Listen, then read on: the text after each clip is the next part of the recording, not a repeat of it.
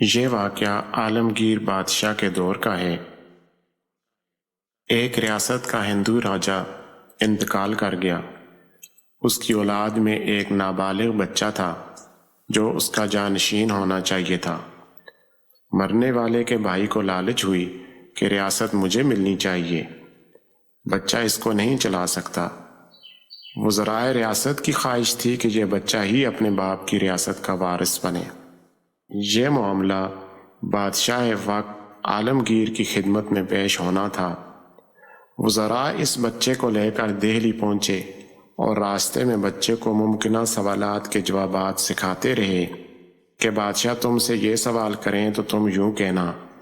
جب وہ سب اپنی تعلیم ختم کر چکے اور دہلی پہنچے تو بچے نے وزراء سے کہا کہ یہ سوالات و جوابات تو آپ نے مجھے بتلا دیے اور میں نے یاد کر لیے، لیکن اگر بادشاہ نے ان کے علاوہ کوئی اور سوال کر لیا تو کیا ہوگا؟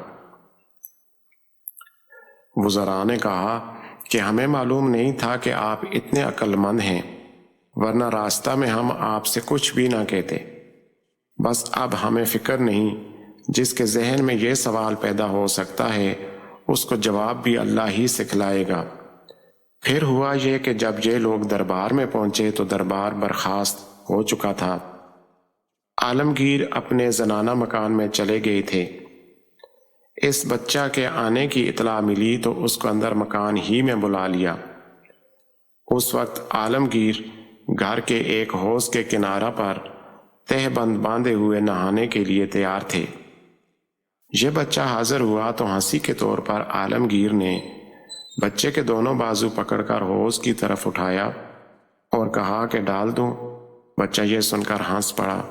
بادشاہ نے اس کو نظر تعجب سے دیکھا تو بچہ بولا کہ مجھے ہنسی اس پر آ گئی کہ آپ کی ذات تو ایسی ہے کہ جس کی ایک انگلی پکڑ لیں اس کو کوئی دریا غرق نہیں کر سکتا۔